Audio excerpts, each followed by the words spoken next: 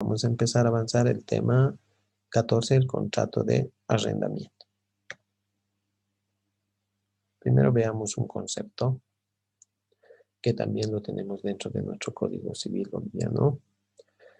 Pero, a ver, previo a dar un concepto, quizás podríamos decir que el contrato de arrendamiento es un contrato muy antiguo, ¿ya? Se ha dado este tipo de contrato por la necesidad del ser humano de un techo donde poder vivir y también por la necesidad de herramientas que le ayuden al sustento del ser humano, ¿ya? Es decir, esa necesidad de uso y goce de una cosa que no le pertenece. Ahora, el arrendamiento también surge, nos dice la teoría, con la propiedad privada, porque aparece con la desigualdad de poseedores y desposeídos.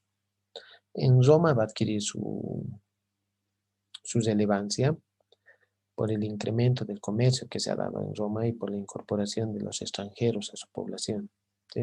Asimismo, por la emancipación de los esclavos. ¿Sí?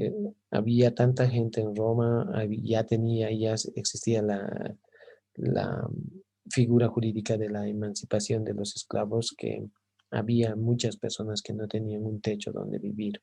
Entonces, o no tenían las herramientas para poder realizar sus trabajos. Entonces han tenido que recurrir pues a las propiedades de otras personas para poder tener un techo donde vivir o tener las herramientas con que trabajar. Entonces ahí es donde adquiere su relevancia, en Roma.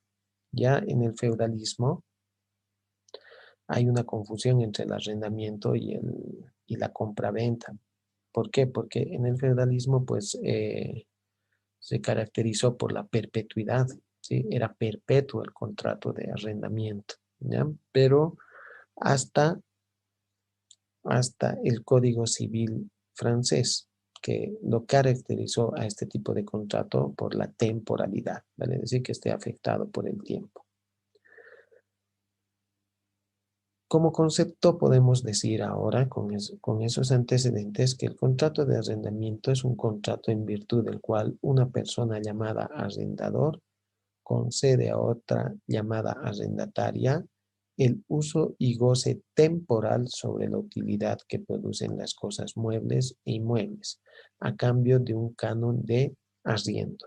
Entonces, nosotros también tenemos el artículo 685 de nuestro Código Civil, que nos da una noción de lo que es el arrendamiento. Y nos dice: el arrendamiento es el contrato por el cual una de las partes concede a la otra el uso o goce temporal de una cosa mueble o inmueble a cambio de un canon.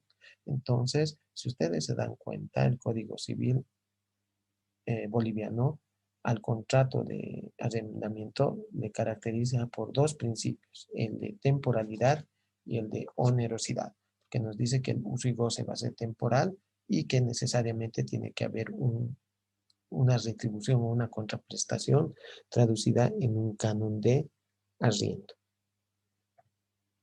Ahora bien, ¿cuáles serán los elementos del contrato de arrendamiento? Acá tenemos que ver y utilizar el conocimiento de la parte general del avance de nuestro tema. Primero tenemos que ver que el consentimiento debe estar libre de vicios, que la cosa debe ser susceptible de aprovechamiento útil y que debe estar dentro del comercio humano. El precio, ¿sí?, que es traducido en un canon o alquiler, también se lo conoce, que generalmente es apreciado en dinero. El uso y goce, ¿sí? El arrendatario en este caso puede usar y disfrutar la cosa. Y el tiempo, ¿sí?, que debe ser cierto y determinado. Con relación a las características del contrato de arrendamiento, tenemos a dos que ya lo vimos, ¿verdad? A la onerosidad y a la temporalidad.